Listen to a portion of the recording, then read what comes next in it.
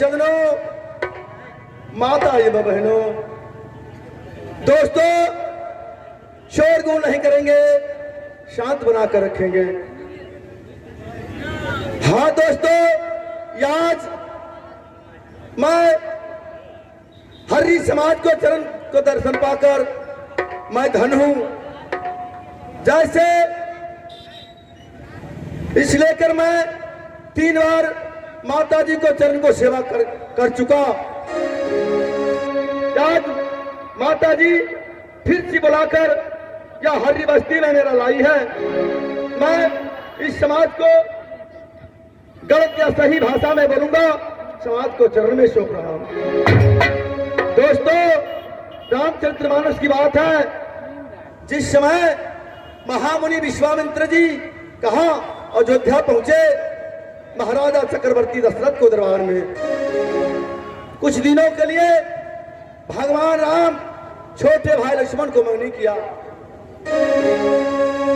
जब चलने लगा, आगे आगे मुनि, बीच में राम, पीछे से लक्ष्मण। कुछ दूर आगे गया, एक पहाड़ दिखाई दिया। भगवान राम मुनि से पूछने लगे, हे मुनि, क्या सामने पहाड़ क्या चीज का है? मुनि कहा, हे राम, सब कुछ जानते हुए मुझसे पूछते हो तो मैं बता देता हूं। गौतम ऋषि सराप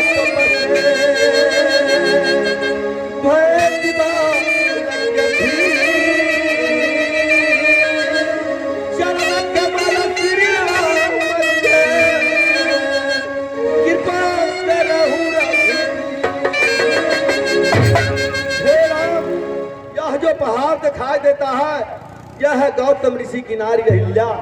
किसी समय में अहिल्या उल्लंघन की थी तो गौतम ऋषि श्राप दे दिया, कहा तुम पत्थर को भीड़ बन जाओ। अहिल्या कही, हे स्वामी, आपको श्राप से मैं पत्थर को भीड़ बन जाऊंगा, उद्धार कैसे होंगे आप बता दीजिए। इस समय गौतम ऋषि कहा, त्रेता युग में रामाय अवतार होगा, इस रास्ते से राम गुजरेंगे, राम को चरण लग जाएगा, उद्धार हो सकती है। हे राम, यहाँ अहिल्या उद्धार करिए तो यहाँ से आगे को पधारेंगे। भगवान श्री पुरुषोत्तम राम चरण लगाया, अहिल्या उद्धार किया। दोस्तों, वहां तो राम की चरण से अहिल्या उद्धार हुई थी। यहाँ इस बस्ती में इस समाज को चरण को सेवा करूंगा तो मैं जरूर इस जय हनुमान कारागमन से उद्धार हो सकता हूं। मुझे कुछ नहीं चाहिए, आशीर्वाद चाहिए। आशीर्वाद बनाए भाई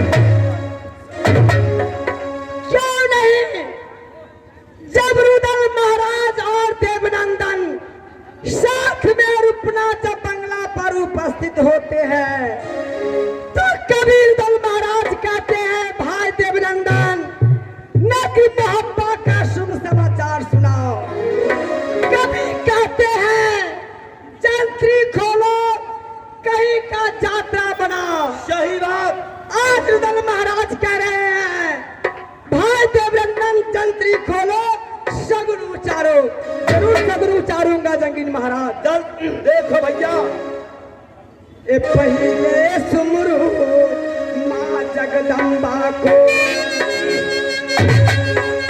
क्या है भैया?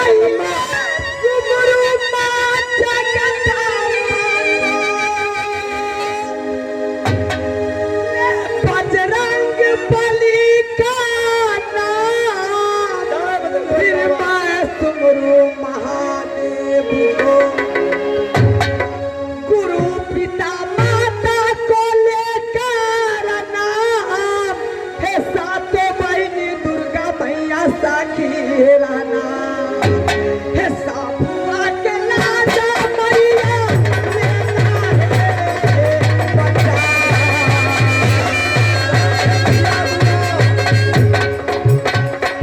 साबुआ के लाजा मैया लेना है बचा।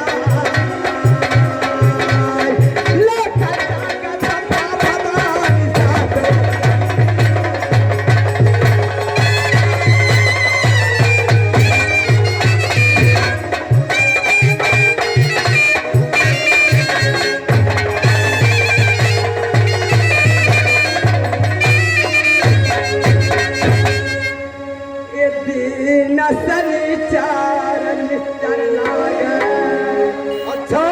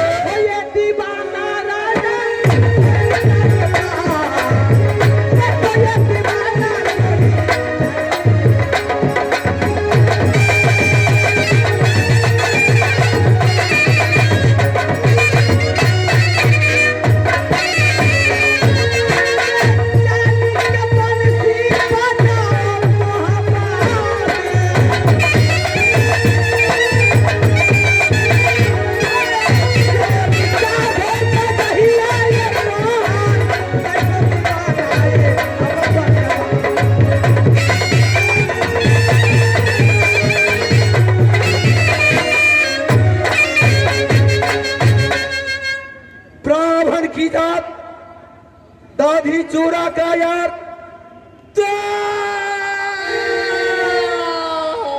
द्वारे भिक्षा मांगने वाला, रे तुम क्या जानेगा तेरा?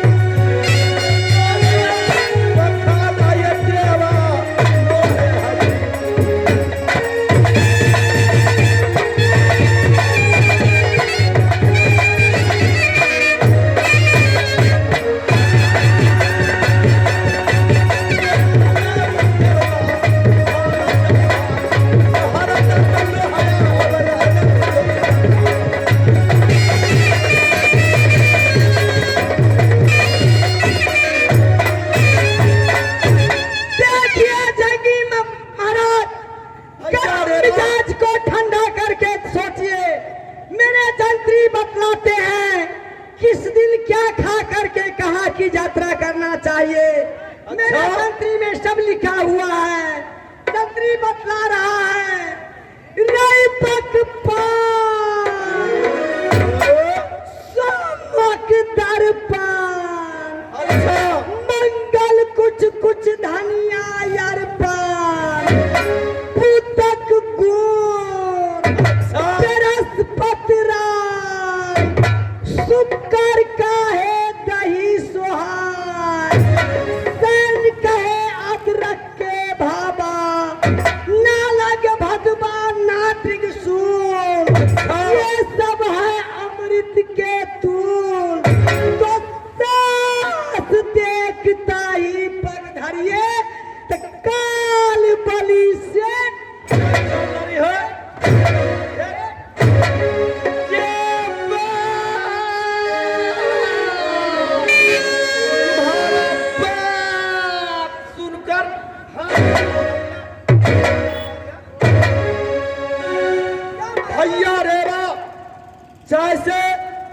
रामायण में गोस्वामी जी लिखते हैं, ये परम बिंदल नगारा, कीजे सबका अहिरे रखहु कौशलपुरा। देवा कौशलपुर का राजा रामचंद्र जी है। जिस समय हनुमान लंका में चला तो जगजननी महारानी सीता को भगवान श्री पुरुषोत्तम राम को हृदय में लाकर चला। हनुमान लंका गया, सारी काम सफल करके आया। उसी प्रकार यहूदन कहीं की यात्रा करता है, मैया भगवती महारानी दुर्गा को हृदय में लाकर चलता है। देवा उदला पुजारी रे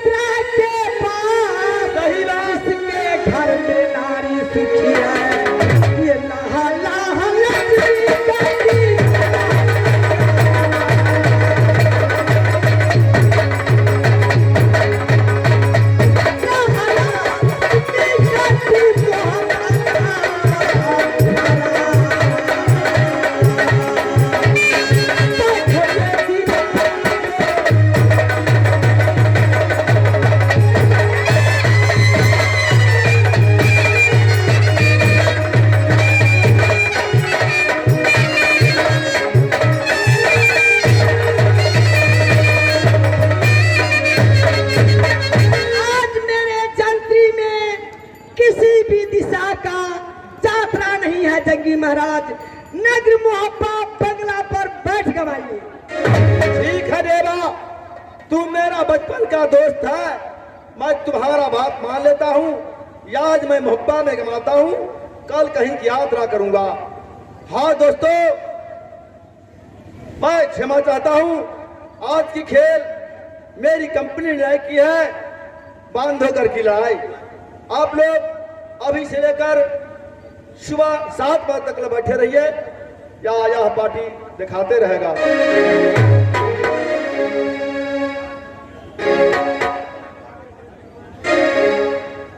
रुपना रपाई जी मना वो बनारस वाली